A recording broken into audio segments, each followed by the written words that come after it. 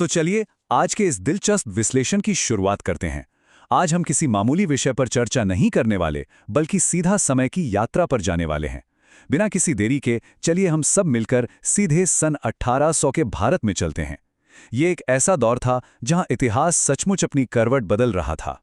जरा सोचिए, एक ऐसी दुनिया जहां समय की रफ्तार बैलगाड़ी के पहियों के साथ साथ चलती है। हवा में कोई डीजल या पेट्रोल का धुआं नहीं है, बल्कि केवल गीली मिट्टी, गाय के गोबर और दूर कहीं जलते चूल्हों की सौंधी सौंधी महक है। आज की तरह तब कोई कंटीली तारें या सरहदें नहीं हुआ करती थीं।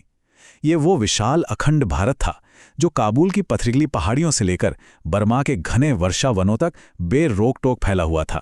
तो चलिए सबसे पहले बात करते हैं भाग 1 की, ढलते साम्राज्य। ठीक है, चलिए इसमें थोड़ी गहराई से उतरते हैं। अगर हम उस समय की भू राजनीतिक स्थिति पर नजर डालें तो पाएंगे कि सदियों पुराने विशालकाय वटवृक्ष जैसे साम्राज्य अपनी जड़ें खो रहे थे और एक अजीब सा सन्नाटा छा रहा था। 17 करोड़, जी हां 17 करोड़, उस विशाल भूभाग की कुल आबादी लगभग इतनी ही थी। आज के मुकाबले ये संख्या आपको छोटी लग सकती है, लेकिन उस वक्त ये दुनिया की सबसे घनी और समृद्ध आबादियों में से एक थी। और सबसे खास बात क्या थी? ये आबादी आज की तरह बड़े शहरों में नहीं, बल्कि जंगलों और गांवों की गोद में बसती थी। एक गांव से दूसरे गांव जाने का मतलब था सीधा प्रकृति से सामना। कई बार तो शेरों की दहाड़ और हाथियों के झुंड के बीच से होकर गुजरना पड़ता था। यहाँ हमारे सामने दो बिल्कुल अलग अलग तस्वीरें उभर कर आती हैं। एक तरफ थी मुगल सल्तनत, जो सच कहूं तो एक बूढ़े और बिना दांत वाले शेर की तरह हो चुकी थी। बादशाह शाह आलम द्वितीय का शासन अब केवल दिल्ली से पालम तक ही सिमट कर रह गया था। वहीं दूसरी तरफ कोलकाता, मद्रास और बॉम्बे के बंदरगाहों पर 7 समुंदर पार से आए ईस्ट इंडिया कंपनी के व्यापारी उतर रहे थे। उनकी जेबों में व्यापार करने के तराजू तो थे, लेकिन उनके हाथों में एक तरह की अदृश्य जंजीरें थीं। अब आप सोच रहे होंगे कि भारत को बचाने वाली कोई ताकत नहीं बची थी क्या? तो भारत को बचाने वाली जो आखिरी सबसे मजबूत दीवार बची थी वो थे मराठा। लेकिन परेशानी ये थी कि मराठा अपनी ही तलवारों से घायल हो रहे थे। पुणे में पेशवाओं की सत्ता थी, लेकिन मराठा सरदारों जैसे सिंधिया, होलकर, भोंसले और गायकवाड़ के बीच आपसी अविश्वास इतना गहरा हो चुका था कि वो अंदर से टूट रहे थे। अंग्रेजों ने इस आंतरिक कलह को बहुत बारीकी से देखा और इसे ही अपना सबसे बड़ा हथियार बना लिया। अब यहाँ सबसे दिलचस्प बात क्या है? वो ये कि अंग्रेजों की असली ताकत मैदान जंग में नहीं, बल्कि उनके कागजों में थी। उन्होंने सहायक संधि नाम की एक बेहद शानदार लेकिन खतरनाक रणनीति अपनाई। उनका तरीका बड़ा सीधा था। वे पहले दरबार में भव्य तोहफे लेकर जाते, फिर रणनीतिक रूप से दोस्ती का हाथ बढ़ाते और अंत में राजा की अपनी सेना को खत्म करके अपनी ब्रिटिश सेना वहां तैनात कर देते। राजा को लगता कि उसे मुफ्त में सुरक्षा मिल रही है, लेकिन असल में वो अपने ही महल में एक कैदी बनकर रह जाता था। आगे बढ़ते हैं हमारे भाग 2 की तरफ, ग्रामीण जीवन और वस्तु विनिमय। महलों की इन बड़ी बड़ी साजिशों से थोड़ा दूर चलते हैं। चलिए एक आम गांव की तरफ। ये वो जीवन था जो अपनी एक बहुत ही शांत और आत्मनिर्भर गति से चलता था। उस समय का आर्थिक ढांचा आज से बिल्कुल अलग था। उस पारंपरिक वस्तु विनिमय यानी बार्टर सिस्टम में जेब में सिक्कों की कोई जरूरत ही नहीं थी। पूरी अर्थव्यवस्था सिर्फ भरोसे और आपसी जरूरत पर चलती थी। जैसे कुम्हार को अपने बनाए बर्तन के बदले अनाज मिल जाता था। इस व्यवस्था ने गांव को छोटे छोटे आत्मनिर्भर गणराज्य बना दिया था, जहां महंगाई का कोई डर ही नहीं था। लेकिन अंग्रेजों ने इसे अपनी नकद अर्थव्यवस्था से बदल डाला। उन्होंने लगान को नकद रुपयों में मांगना शुरू किया। नतीजा ये हुआ कि किसानों को अपनी फसल कौड़ियों के दाम साहूकारों को बेचनी पड़ी और वो कर्ज के एक कभी न खत्म होने वाले जाल में बुरी तरह फंस गए। और ये कहानी सिर्फ गांव तक सीमित नहीं थी। क्या आपको अंदाजा है कि एक समय पूरी दुनिया के व्यापार का लगभग 25% हिस्सा, जी हां 1/4 हिस्सा अकेले भारत से आता था? हमारी बेजोड़ कारीगरी कुछ ऐसी थी कि दुनिया भर का सोना और दौलत मानो खिंचकर सीधे गंगा के मैदानों की ओर चली आती थी। जरा बंगाल की जुलाहों की इस बेजोड़ कारीगरी की ही कल्पना कीजिए। वे हथकरघे पर ऐसा कपड़ा बुनते थे जिसे सच में बुनी हुई हवा कहा जाता था। मतलब ढाका की मलमल इतनी महीन हुआ करती थी कि कपड़े का पूरा थान एक छोटी सी अंगूठी के आर पार हो सकता था। यूरोप की बड़ी बड़ी रानियां भारतीय रेशम के लिए तरसती थीं। हमारे मसाले उनके फीके खाने में जान डाल देते थे।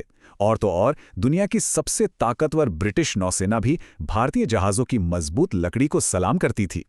अब आते हैं भाग 3 पर, औद्योगिकरण और ब्रिटिश लूट। सच कहूं तो यही असीमित समृद्धि भारत की सबसे बड़ी दुश्मन बन गई। इसी ने ईस्ट इंडिया कंपनी की गिद्ध जैसी नजरों को अपनी तरफ खींचा, जिसके बाद शुरू हुआ भारतीय अर्थव्यवस्था को जड़ से तोड़ने का सिलसिला। इस प्रक्रिया को अगर हम निष्पक्ष रूप से देखें तो ये एक विश्व स्तरीय अर्थव्यवस्था का पूरी तरह से योजनाबद्ध पतन था। अंग्रेजों ने भारतीय कपड़ों पर भारी टैक्स थोप दिया और भारतीय बाजारों को मैनचेस्टर के सस्ते मशीन से बने कपड़ों से भर दिया। जुलाहों के अंगूठे काटने की बातें प्रतीकात्मक भी थीं और कुछ जगहों पर तो सचमुच वास्तविक भी थीं। सोचिए, जो हाथ दुनिया का सबसे बेहतरीन कपड़ा बुनते थे, उन्हें मजदूरी और सड़क बनाने के कठोर काम में धकेल दिया गया। जो देश कभी दुनिया भर के लिए सामान बनाता था, अब वो केवल विदेशी सामान का बाजार और कच्चा माल देने वाला बनकर रह गया था। तो यहाँ समझने वाली सबसे अहम बात यह है कि शोषण का ये सिलसिला सिर्फ कपड़ों तक ही नहीं रुका, ये खेतों और जमीन तक भी पहुंच गया। जिन खेतों में कभी गेहूं और चावल की फसलें लहलहाती थीं, जो लाखों का पेट भरती थीं, वहां भारतीय किसानों को जबरदस्ती अफीम और नील उगाने के लिए मजबूर किया गया। ये अफीम चीन के बाजार में बेची जाती थी और नील की खेती ने बिहार और बंगाल की उस बेहद उपजाऊ मिट्टी को अंदर तक पूरी तरह से बंजर बनाकर रख दिया। चलिए अब रुख करते हैं भाग 4 का, परिवार, जाति और समाज। अर्थव्यवस्था की इन उलझनों से बाहर निकलकर चलिए अब 1800 के दशक के घरों और समाज के ढांचे पर एक नजर डालते हैं। उस समय का सामाजिक ढांचा काफी सख्त था, जिसके अपने स्पष्ट फायदे भी थे और गहरे नुकसान भी। उस दौर में परिवार का मतलब आज की तरह न्यूक्लियर फैमिली या एकल परिवार नहीं था। एक ही छत के नीचे 4-4 पीढ़ियां साथ रहती थीं। ये संयुक्त परिवार किसी भी संकट के समय एक मजबूत ढाल या कहें सबसे बड़ी बीमा पॉलिसी की तरह काम करता था। घर का सबसे बुजुर्ग सदस्य ही सर्वे सर्वा और न्यायाधीश होता था, और यही वजह थी कि तब अनाथालयों या वृद्धाश्रमों की कोई जरूरत ही नहीं पड़ती थी। घर की महिलाएं भले ही औपचारिक रूप से स्कूल ना गई हों, लेकिन वे इतनी कुशल थीं कि सूखे और अकाल के मुश्किल समय में भी अनाज बचाकर पूरे घर की अर्थव्यवस्था को बेहतरीन ढंग से संभाले रखती थीं। लेकिन देखिए, निष्पक्ष रूप से बात करें तो इस समाज का एक दूसरा बेहद कठोर और बांटने वाला पहलू भी था, और वो थी जाति व्यवस्था। ये व्यवस्था व्यक्ति की काबिलियत पर नहीं, बल्कि पूरी तरह से उसके जन्म पर आधारित थी। समाज 4 मुख्य वर्णों में बटा था और इनकी पारंपरिक भूमिकाएं बिल्कुल तय कर दी गई थीं। ये सामाजिक विभाजन इतना सख्त था कि पीने के कुएं और संसाधन तक अलग अलग बांटे गए थे। इसी जन्म आधारित भेदभाव ने समाज को अंदर से खोखला कर दिया था। और आप समझ ही गए होंगे, अंग्रेजों ने इसी गहरी सामाजिक दरार को अपनी फूट डालो और राज करो की नीति के लिए एक अचूक हथियार की तरह इस्तेमाल किया। अगर शिक्षा और महिला पुरुष समानता की बात करें तो वहां भी तस्वीरें काफी अलग थीं। उस वक्त साक्षरता दर बहुत कम थी।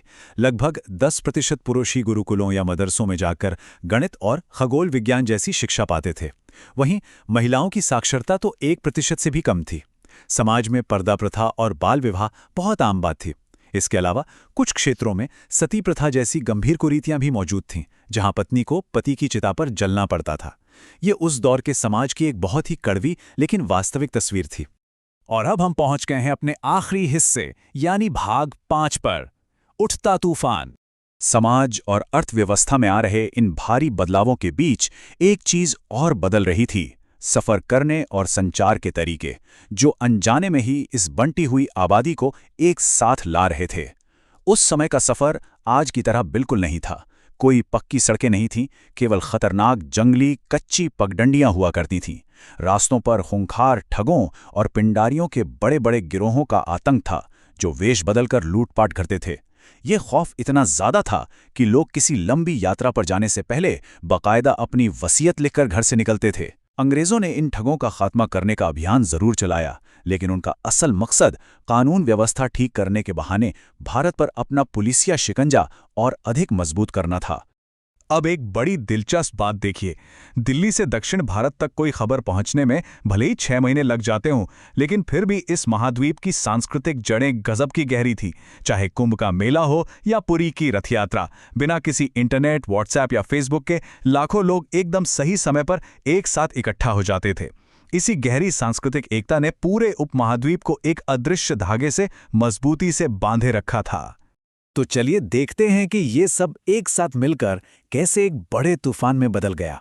1800 से 1850 के बीच लोगों के मन में अपनी छिनती हुई आज़ादी को लेकर एक खामोश लेकिन बहुत गहरा गुस्सा पनप रहा था। फिर 1853 में जब पहली बार ट्रेन चली तो लोगों ने उसे सचमुच लोहे का राक्षस समझा और टेलीग्राफ की तारों को तो फांसी का फंदा मान लिया गया। इन नई और डरावनी ब्रिटिश तकनीकों, लगातार हो रही आर्थिक लूट और सामाजिक बदलावों ने मिलकर बिल्कुल उस बारूद का काम किया जो अंततः 1857 की महान क्रांति यानी गदर के रूप में एक भयंकर विस्फोट के साथ फट पड़ा। तो इस पूरे विश्लेषण के बाद हमारे सामने एक बहुत ही गहरा सवाल खड़ा होता है।